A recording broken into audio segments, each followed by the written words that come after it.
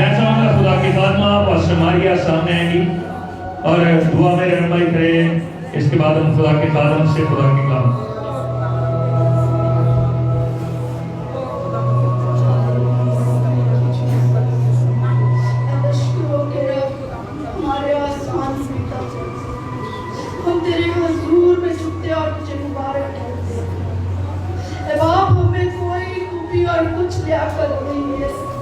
तेरा फजल है कि तूने हमसे मोहब्बत की है, तूने हमें अपनी हजूरी नसीब की है।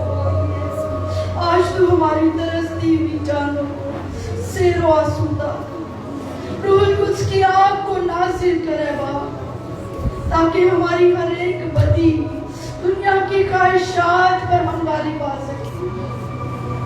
हम तुझसे दुआ मांगते हैं बाप कि हमारी जिंदगी में हमारी मर्जी नहीं बल्कि तेरी मर्जी पूरी हो, हम तेरी मर्जी के ताबे रहे बाप। आज हम तेरे हुजूर में झुके हुए हैं बाप, हम पर ऐसा फजल कर, दुनिया की ख्वाहिशात को हमारे अंदर से मार दे बाप, हम आसमानी नेमतों की फिक्र में लग जाए। आज का कलाम हमारे लिए भाई से बरकत, आज कलाम की कुदरत जारी हो जाए और हर एक बात पर गालिब आने का फजल हो। ऐ बाप तू हमारा चिराग है, तू हमारी रोशनी है बाप, हमारी जिंदगियों के सारे अंधेरे उजाले हो जाए बाप। तू जो नूर है, तेरे हुजूर से मिन्नत है, तेरे खादम के लिए आज का कलाम तेरी ही तरफ से हो और हमारी जिंदगियों में 100 गुना फल लाने वाला हो। ऐ बाप ये सब दुआ तेरे ही कादी नाम से मांगते और पाते हैं, आमीन। सभी अपनी जगह पर बैठिएगा। सब बोले हालेलुया, हालेलुया, हालेलुया। आप सबकी जोरदार तालियों में मैं खुदा के मंसूब हो यहाँ पास में नहीं बादशाह को डाल दूंगा दुआएं करके काम कीजिए। Hallelujah, hallelujah. खुदा यीशु मसीह के मोतबर नाम में आप सबकी सलामती हो। आइए मेरे साथ खुदा का कलाम करिए।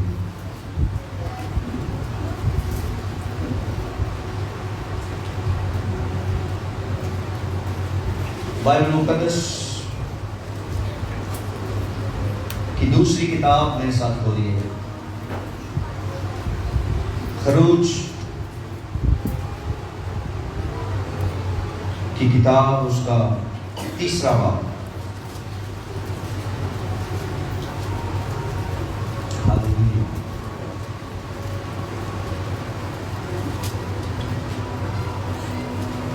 तीसरा बाब खरूज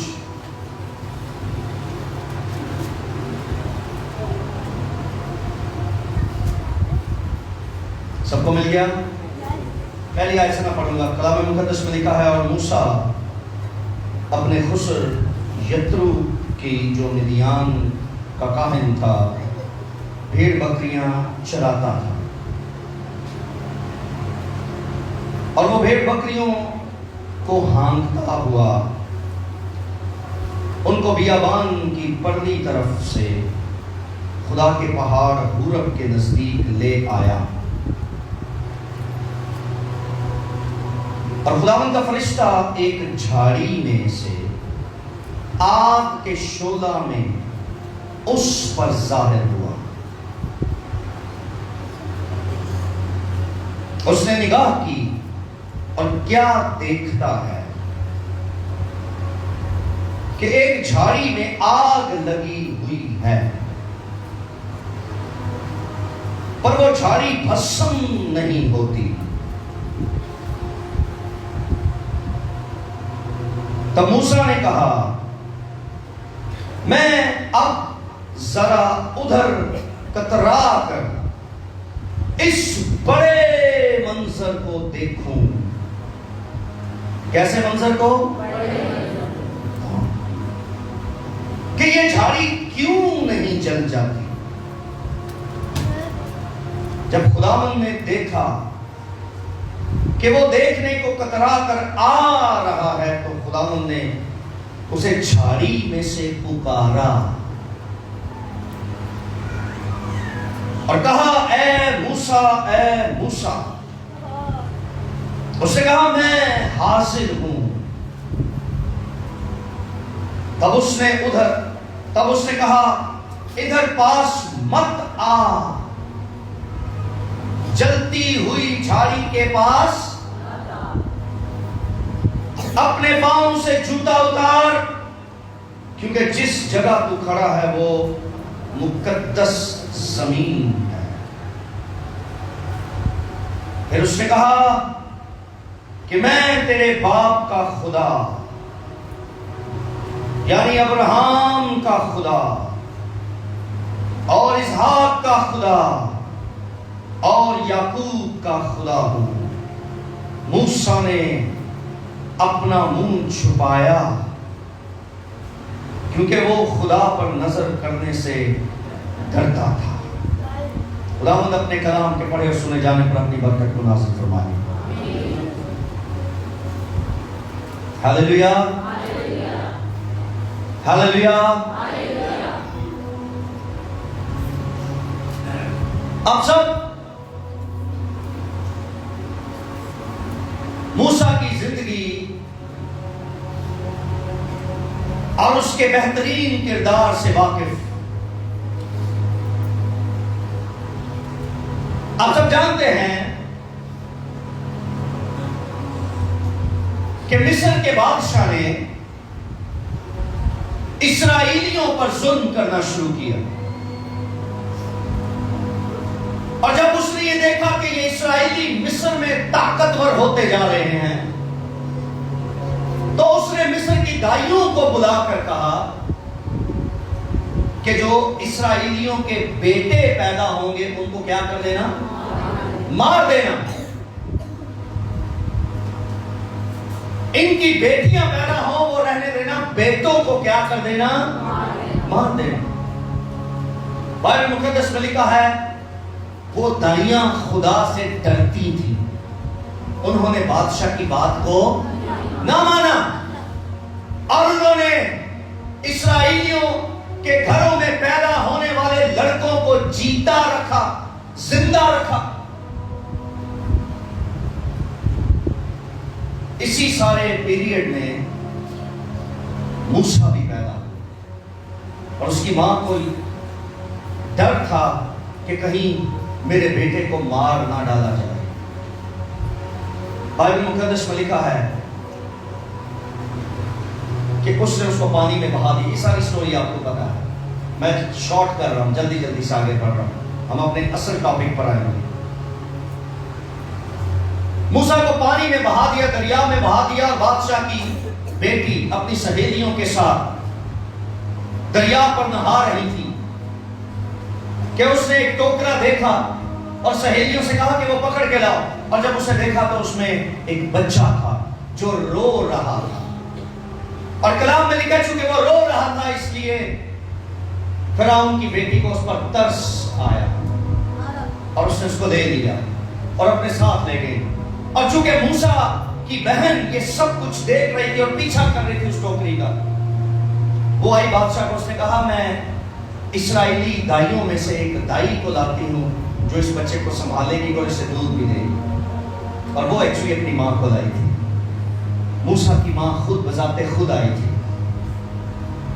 और मूसा पहला जमीन पर वो बच्चा है जो पैदा होते ही अपने माँ बाप को कमा कर दे रहा था। हालेलुया। बादशाह की बेटी ने कहा मूसा की माँ को कि तू मेरे लिए इस बच्चे को पाल, मेरे लिए इस बच्चे को दूध पिला, मैं इसकी सैलरी तुझे दूंगी। Hallelujah, hallelujah. हम बड़े होकर भी कमाने की फिक्र में रहते हैं, ये भी पैदा हुआ है और मां बाप को कमा कर दे रहा है। वो अपने घर ले गई, अपने ही बेटे को अपना ही दूध पिलाने के पैसे ले रही थी, और ये खुदा का इंतजाम। खैर ये बच्चा बड़ा हुआ इसने बाहर निकलकर अपनी कौम के हालात देखे, और जब जब ये बुरे हालात अपनी कौम के देखता, इसका दिल तरस और गुस्से से भर जाता था। तरस अपने लोगों के लिए और गुस्सा मिस्रियों या बादशाह के लिए।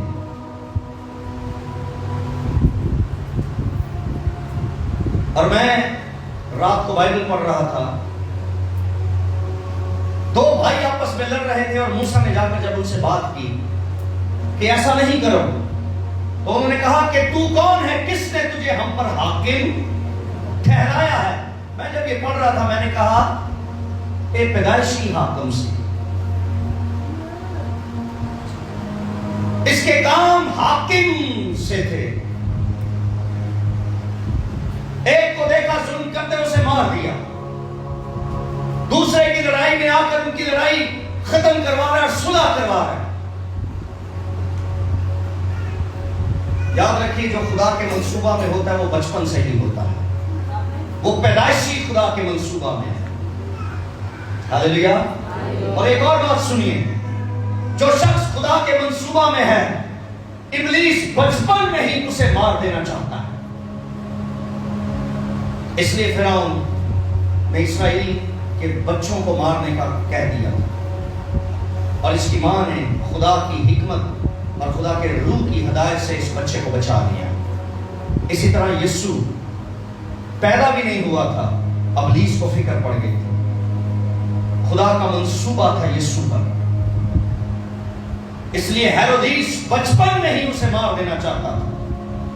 लेकिन याद रखिए, जो खुदा के मंसूबा में है, इब्लीस को नहीं मारना चाहता, लेकिन जिंदा खुदा उन्हें बचा लेता है। और वो बचते बचते बचते बचते 55 तक आ जाकर फिर और लंबी जिंदगी खुदा उनको देता है, और वो अपनी हयात में, अपनी जिंदगी में खुदा के मंसूबे को पूरा करते हैं। खैर, आगे चलते हैं।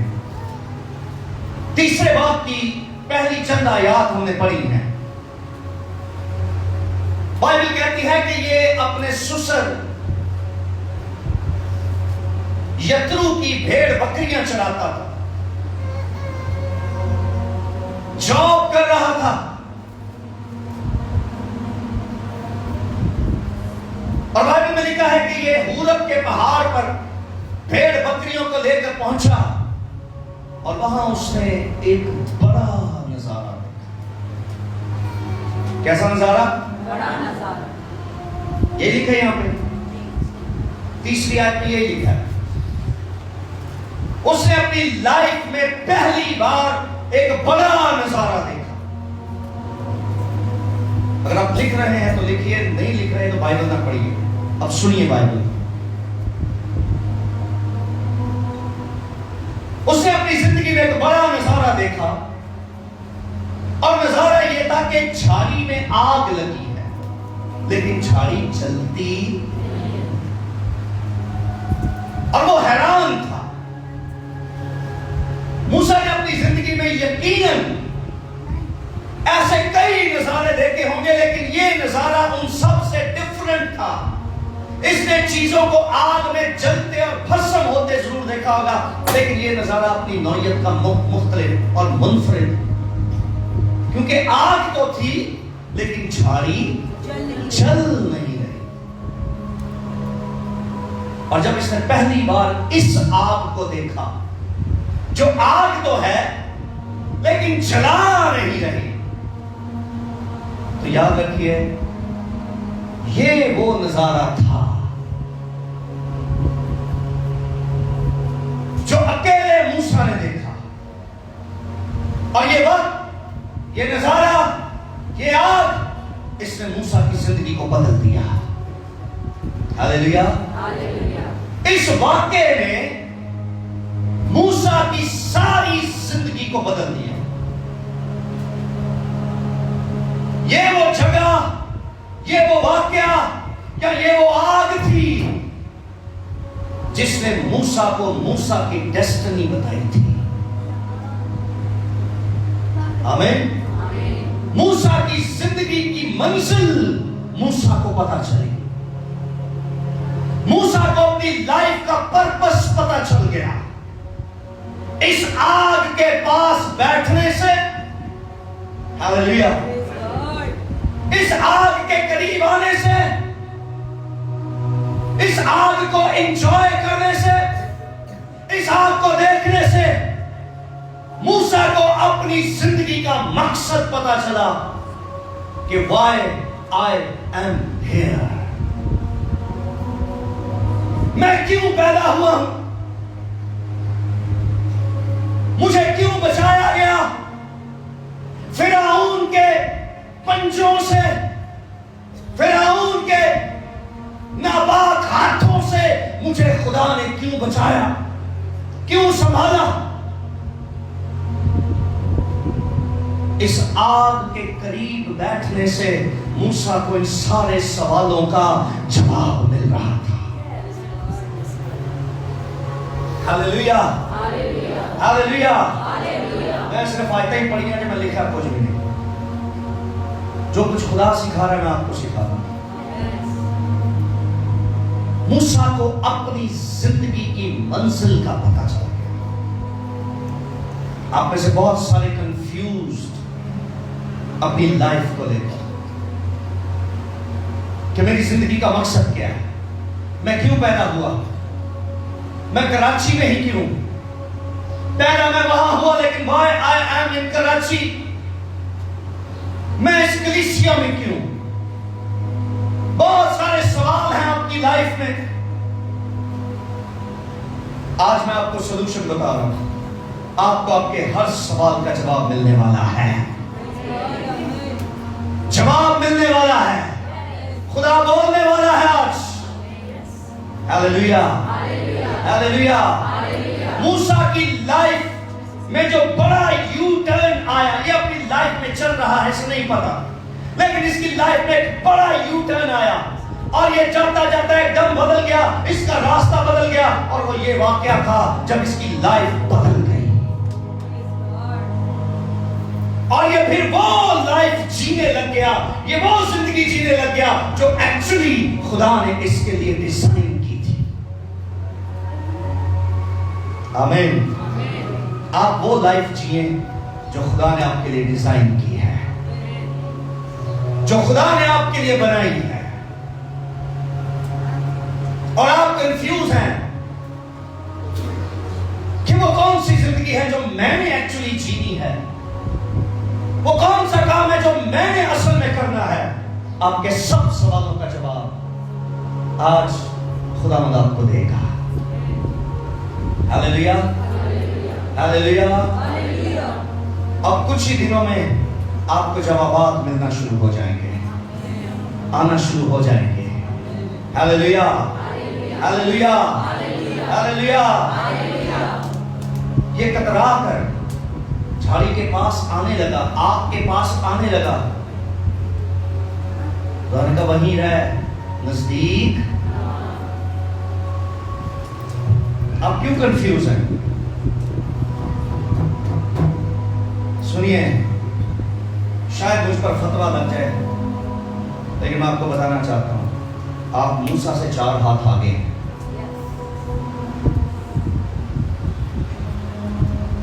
ये मैं क्यों कह रहा हूं? सुनिए, मूसा को आग के पास आने नहीं दिया गया। वो आग से काफी दूर था, तो भी खुदा उसकी जिंदगी की सारी चीजें उसे बता रहा है। लेकिन आप वो हैं जो आग के करीब ही नहीं बल्कि आग में जीते हैं।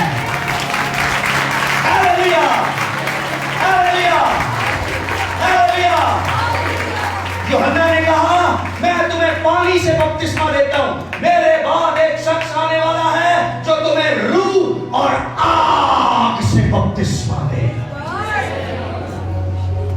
मूसा को तो आग के पास भी आने दिया, लेकिन तुम आग में खुद डालोगे, तुम उस आग में डूब जाओगे। तुम 4 हाथ आगे हो। हालेलुया। ਉਹ ਕੋਲ ਰਹਿ ਕੇ ਸਾਰਾ ਕੁਝ ਲੈ ਲੈਂਦਾ ਹੈ, ਅਸੀਂ ਉਸ आग ਦੇ ਵਿੱਚ ਰਹਿ ਕੇ नहीं ले लेंगे। बात वही है जो मैं गीतों के दौरान कह रहा था, हम अपनी नीयत नहीं बदल रहे, हम एफर्ट्स नहीं कर रहे, मेहनत नहीं कर रहे। मूसा की सिर्फ झाड़ी में आग लगी थी, ये जिंदा खुदा का मक़दस हमारा बदन जिसमें आग है। कलाम कहता है वो 120 लोग जमा थे बाला खाना पर। हालेलुया। और बाइबल मुक़द्दस में लिखा है आग के सी शोला किसी फटती हुई जुबानें उन्हें दिखाई दी, और आगे लिखा है उनमें से हर एक पर आकर ठहर गई, आग उन पर ठहर गई। मूसा को कहा आग के करीब ना आ, झाड़ी के करीब ना आ, दूर ही रह। लेकिन इन शागिर्दों में आग उतर आई। हालेलुया। और आप उन्हीं शागिर्दों में से एक हैं। Hallelujah, hallelujah, hallelujah. ये अकेला भेड़ बकरियों के साथ इस आग को अपनी जिंदगी में ले लीजिए। Hallelujah, hallelujah. Fellowship with Holi spirit. हम सब कुछ लेना चाहते हैं, लेकिन पाक रूह के साथ हमारी फेलोशिप नहीं। हम सारा कुछ लेना चाहते हैं, हम पास्टर नथानिएल बनना चाहते हैं, हम बैनीहीन बनना चाहते हैं, ना जाने हम क्या क्या बनना चाहते हैं। उनकी बरकतें हमें चाहिए। अभी कल ही मैं बात कर रहा था टीबी जोशुआ के ताल्लुक से, परसों मैं कहता हूं उसकी बड़ी कुर्बानियां हैं, जिसके बाद उस पर ये अनॉइंटिंग है। टीबी जोशुआ की बात कर रहा था, लोग उसे जादूगर कहने लगते हैं। कई हमारे पाकिस्तानी खादम उसे जादूगर कहते हैं। मैंने किसी से पूछा आप उसे जादूगर क्यों कहते हैं? उन्होंने बोला जवाब क्या दिया, कहते एक बच्चा सी ओदी एक लत छोटी ते एक बड़ी सी, तो उस लत नूं इशारा कर रहा सी, छोटी लत नूं, तो छोटी लत जिहड़ी बाहर निकलदी सी ओदे इशारे दे नाल है देखो जी ए जादूगरी नहीं तो और की है। मैं कहा अच्छा ये जादूगरी? उन्होंने कहा हाँ जी। मैं कहा तुहानूं किवें पता चलिया कि जादूगरी? उन्होंने कहा जी वो यसू ने कहा सी मेरा नाम लिया तो फिर मौजज़ा होएगा। वो बोलता भी नहीं, इशारे करता तो मौजज़े होंदे ने। पादी साहब से मैं कहा सर तुहानूं सलाम है। मैं कहा तुसी कहना की चाह रहे हो, मैं तुहानूं दसना। कहंदा की? मैं कहा तुसी कहना है चाह रहे हो कि अबलीस ए मौजज़ा कर सकता है, पर साडे खुदा च ताकत नहीं कि वो ए मौजज़ा करे। मैं कहा तुसी ये कहना चाह रहे हो, आंदे हो जादूगर है ए अबलीस दे थ्रू ए मौजज़े करदा, पर एडा बड़ा मौजज़ा साडा खुदा ते नहीं ना कर सकदा। कहंदा नहीं नहीं नहीं मैं कदों कह रहा? मैं कहा तुसी एक्चुअली ये कह रहे हो। अरे मैंने कहा ये कुछ भी नहीं जो टीबी जोशुआ कर रहा है, खुदा इससे भी बड़ी ताकत है, वो इससे भी बड़े काम कर सकता है।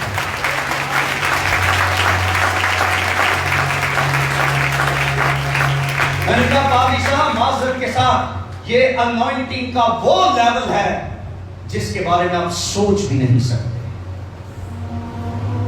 मैं कहा तुसी कभी पढ़िया बाइबल च यीशु ने की क्या सी?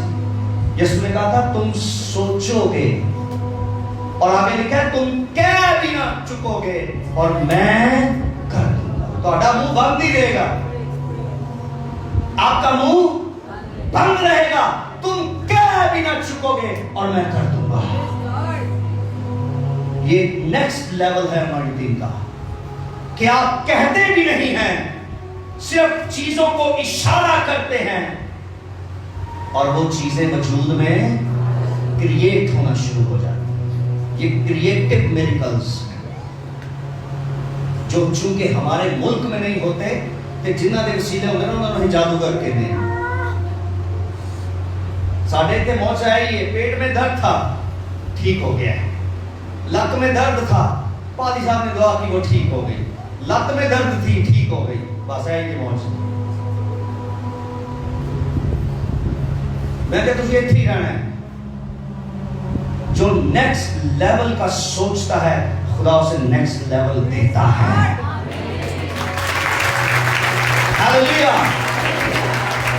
जो नेक्स्ट लेवल को अप्रिशिएट करता है, खुदा उसे नेक्स्ट लेवल भी देता है। जो नेक्स्ट लेवल की तारीफ करता है, खुदा उसे नेक्स्ट लेवल देता है।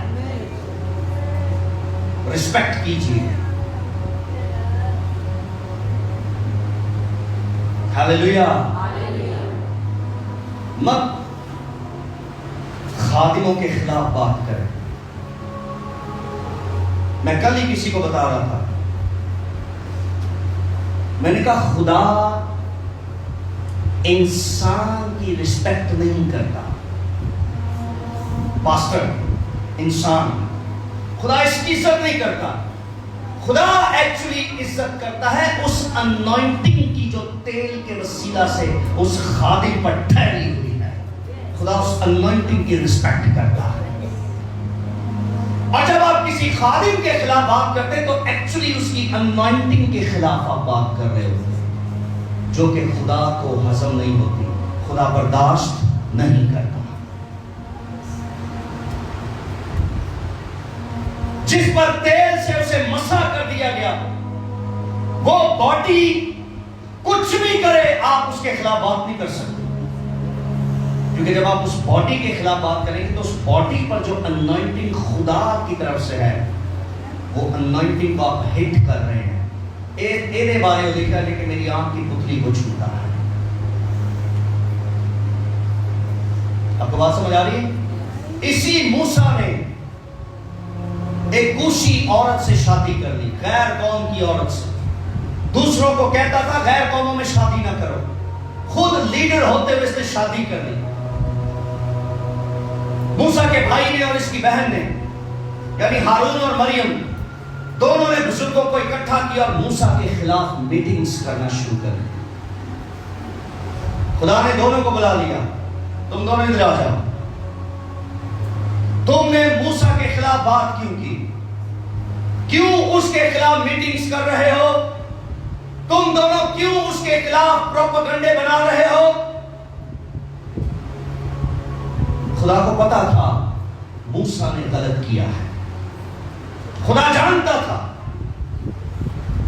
लेकिन खुदा को पता है कि यह काम बॉडी ने किया है, उस अनॉइंटिंग ने नहीं किया जो इस पर है। और ये बॉडी के खिलाफ बात करूंगा। कलाम में लिखा है दोनों को खुदा ने उसी वक्त सजा दी। आपको कोई हक नहीं है किसी अनॉइंटेड शख्स के खिलाफ बात करने। उस अनॉइंटेड शख्स की बेटी, बेटे, बीवी, शौहर, उनके खिलाफ बात करने का आपको कोई हक नहीं दिया गया बाइबल में। यही सबब है कि हम नेक्स्ट लेवल तक पहुंच ही नहीं पाते। आप उसकी फेलोशिप में रहिए,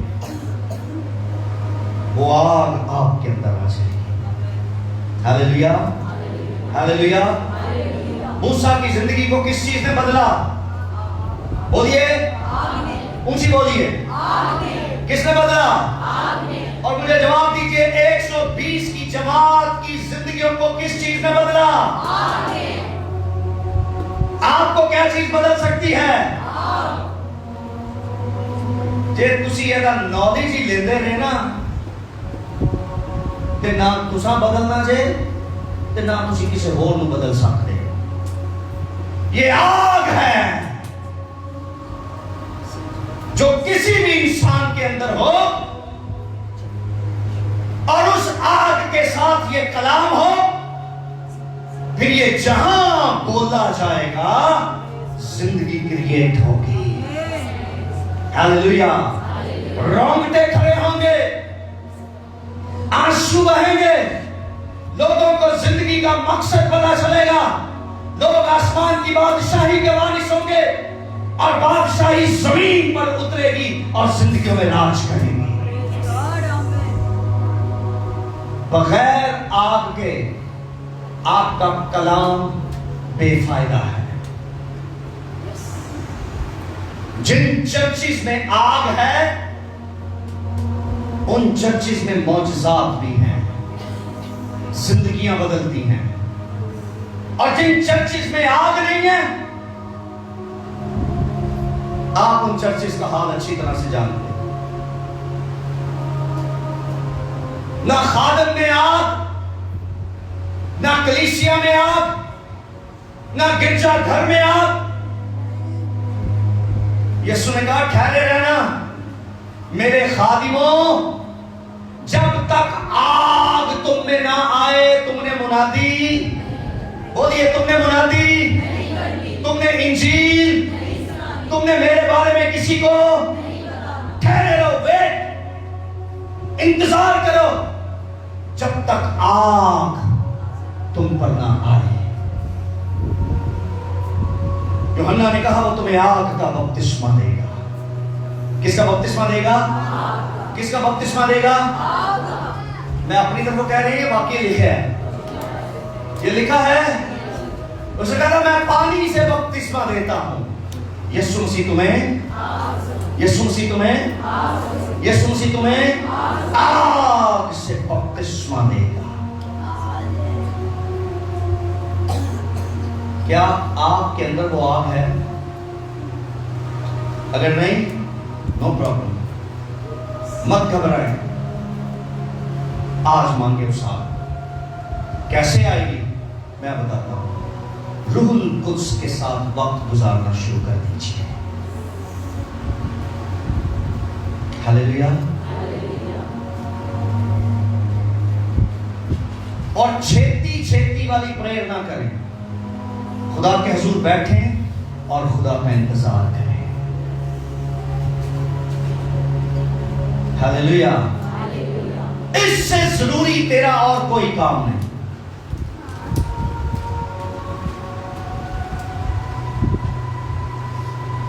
जिसे जॉब की फिक्र है, जॉब वैसे भी छूट जाती है।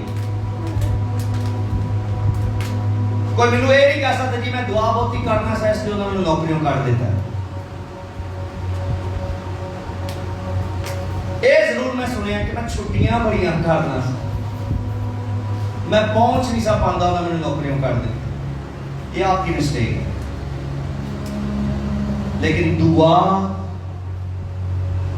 खुदा के साथ ज्यादा रहना आपकी नौकरी में और बरकत को लाएगा। आप नौकरी पेशा हो सकते हैं, लेकिन ये दुआ आपको एक बिजनेस मैन बना सकता है। Hallelujah, hallelujah. पादरी की दुआ के नाम नजर रखो। कल मैं किसी जगह पर था, मेरे हाथ में तेल था जैतून का। उस तेल से मैंने उन सबको अनॉइंट किया। उसके बाद हम जाने लगे, वो कहते हैं तेल दे दो। मैं कह नहीं, तो हमें यीशु देता है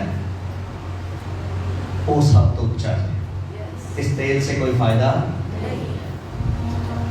माजरत के साथ कलीसिया की आदत है, ये भी तेल के मगर मगर पाज दे। बड़े लोगों में बैठे भाई दाऊद ऐसा ਉਹਦੇ ਮੈਨੂੰ ਫਰਮਾਇਸ਼ਾਂ ਲੋਕਾਂ ਇਹਨਾਂ ਨੂੰ ਥੋੜਾ ਤੇਲ ਦੇ ਦਿਓ। ਉਹਨਾਂ ਯਿਸੂ ਦਿੱਤਾ ਥੋੜਾ ਜਿਹਾ। अरे वो कहता है आग ले लो, और कहता नहीं ये अपने को रखो, तेल थोड़ा दे रहा। आग नहीं चाहिए, तेल चाहिए। वो तेल जो आपने खरीदा ना, जिससे आपने सबको वो तेल दे दे। आग नहीं चाहिए, अपने को रखो। यीशु नहीं चाहिए, अपने पास रखें, तेल दे दे। My God. मैं रास्ते में था तो खुदा ने मुझसे बात की। मैं आपको भी बता, ऑनलाइन बता रहा हूं। खुदा ने कहा जब तक ये तेल तेरे हाथ में है ये ब्लेस्ड है। अगर ये तेरे हाथ में नहीं है तो ये किसी के लिए कुछ नहीं कर सकता।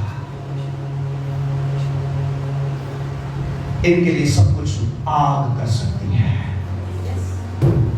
जिसे इन्होंने खुद हासिल करना है। हालेलुया। आपने मूसा की तरह बैठ जाना है। भेड़ा बकरियां जरा पास लैन तो नहीं किते पच दियां, नहीं जाएंगी कहीं। आपका बिजनेस, आपकी जॉब, ये इसकी जॉब थी, भेड़ बकरियां। ये इसकी ऊंची बोलिए, ये इसकी, ये अपने खुसर यानी सुसर कि भेड़ बकरियां चलाकर सैलरी लेता था। इसने छोड़ दिया सैलरी को, जॉब को, सबको। इन्हों नहीं पता भेड़ कोई भाग जाएगी, बकरी कोई भाग जाएगी ना। ये टिकटिकी लगा कर देख रहा है साहब, भेड़ें क्या कर रही हैं, बकरियां क्या कर रही हैं, डजंट मैटर। ये अपनी जिंदगी की असल जॉब ढूंढ रहा है उस आग में से। हालेलुया। जिसके लिए ये पैदा हुआ है, इसकी नजरें वहां टिकी हुई है।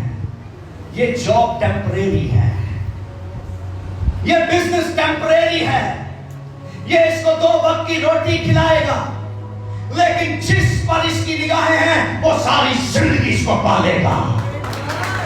ये उसे ढूंढ रहा है। ये भेड़ बकरियों की रोटी इसका पेट पालेगी, लेकिन जिस आग के पास ये बैठा हुआ है, वो आग इसकी नस्लों को बना देगी। ये अपनी नस्लों के बारे में सोच, तुम्हारी नौकरी तुम्हारी नस्ल नहीं बना सकती, आपका खुदा आपकी नस्लों को बनाएगा।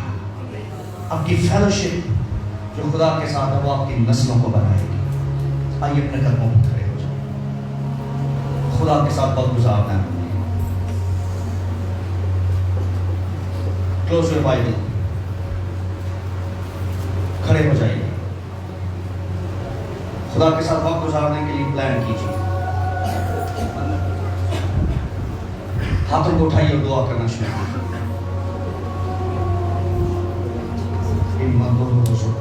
दुआ करना शुरू कर दीजिए। सब खड़े हो, बैठे ना रहे प्लीज, कोई ना बैठे, खड़े हो जाए। आप 5 मिनट के लिए खड़े हो सकते, 5 मिनट के लिए खड़े हो जाए, फिर बैठ जाइए। लेकिन आइए दुआ करना शुरू कीजिए, दुआ करना शुरू कीजिए। आपके पास वो आग है जो रसूलों के पास थी। वो आग आपके अंदर उतरना चाहती है।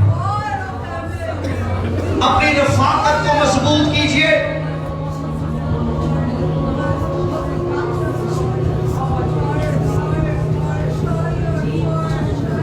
दुआ करना शुरू कीजिए।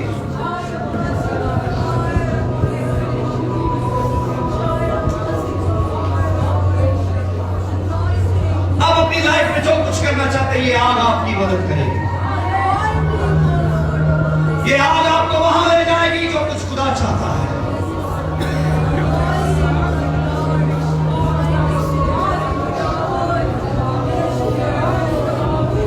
कलाम का इल्म शैतान के पास भी है, लेकिन उसके पास आग नहीं है पाखड़ों की।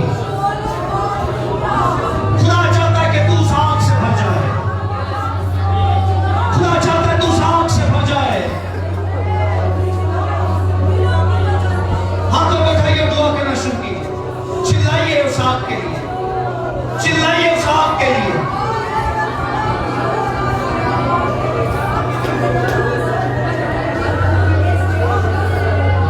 आंसू बहाएं उस आग के लिए, चिल्लाएं उस आग के लिए।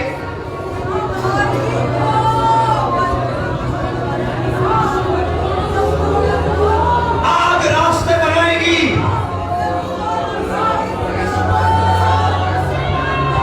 आग रास्ते बनाएगी। आग रास्ते बनाएगी। उस आग को अपने अंदर आने दीजिए, अलाउ कीजिए, डिपेंड कीजिए उस आग पर। मानिए कि आप उस आग के बगैर कुछ भी नहीं कर सकते। मानिए कि आप उस आग के बगैर कुछ भी नहीं है। मानिए इवेंजलिज्म नहीं हो सकती आपके बगैर, काम नहीं हो सकता आपके बगैर।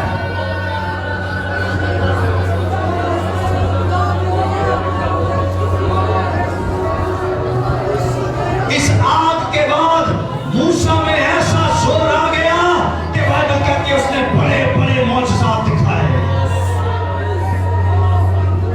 बगैर इस आग के आप कुछ नहीं कर सकते।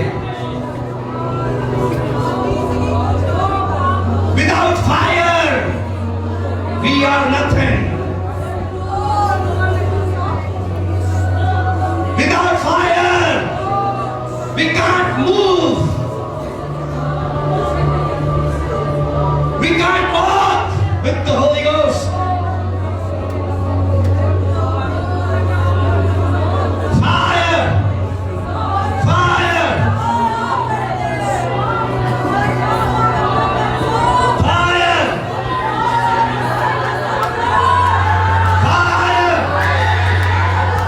Fire!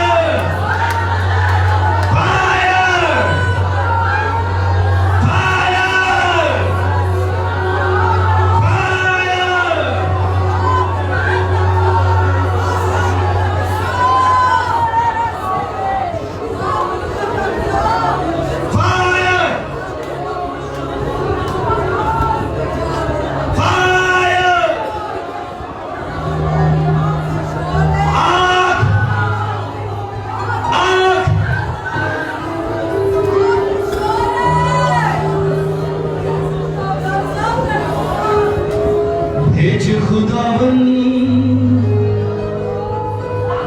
जिंदा खुदावन